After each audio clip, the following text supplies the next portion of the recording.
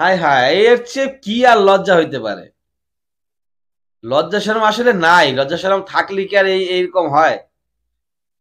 আমি ওই যে মলম ব্যবসায়ীর কথা বলতেছি, শুভেন্দু বাবু। শুভেন্দু বাবুকে তার দেশের জনগণ জুতা পেটা করলো। তার দেশের জনগণ তাকে জুতা পেটা করলো। সে শেষমেশ নন্দীগ্রাম, নন্দীগ্রাম যে থানা আছে সেই থানায় গিয়া আশ্রয় নিল। পুলিশের পৃষ্ঠপোষকতা কোন রকমে বাইচে আসলো। এরকম বেহায়াপনা আমি কেন করব? উদ্দেশ্য কি? জনগণ কেন খেপছে? জনগণ খেপছে বাংলাদেশের জন্য। যে বাংলাদেশের বিরুদ্ধে উল্টা পাল্টা মিথ্যা কথা বইলা বাংলাদেশকেও খেপাইছে, ভারতের জনগণকেও খেপাইছে। এখন বাংলাদেশে আলু পেঁয়াজ নেয় না।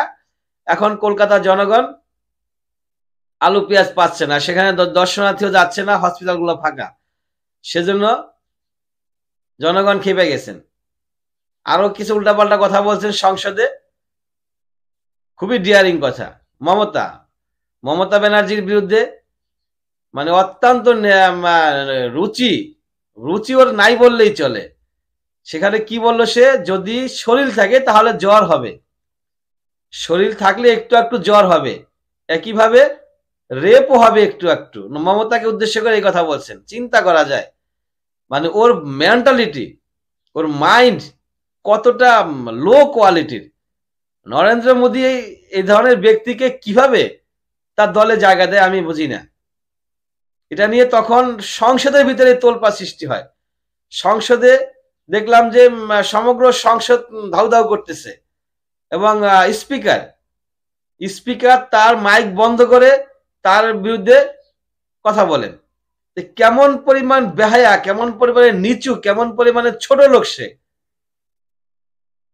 চিন্তা করা যায় এগুলা। মানে তার মতো এই ধরনের নিচু মাইন্ডের লোকগুলো কিভাবে নরেন্দ্র মোদী জায়গা দিছে সেটা নরেন্দ্র মোদী ভালো জানেন।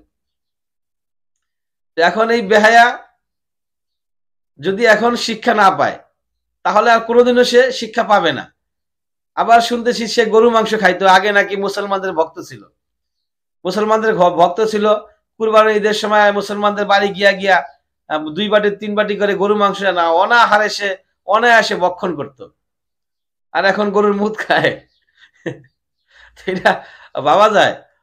তো এই হলো আমাদের বাবু সাহেব। তো বাবুরা আসলে পাগল হয়ে গেছে। বাবুরা পাগল হয়ে গেছে ওই মলম ব্যবসায়ী। তো এখন আবার মলম টলম দেখি একটু কম কম বেছে। ওই যে কি জানো ময়ূক রঞ্জন, উনি একটু মলম টলম এখন কম বেছে। কিন্তু শুভেন্দু বাবুর ইজ্জত শরম লাজ শরম যা আসিল একবারে ধুলায় মিশে গেছে।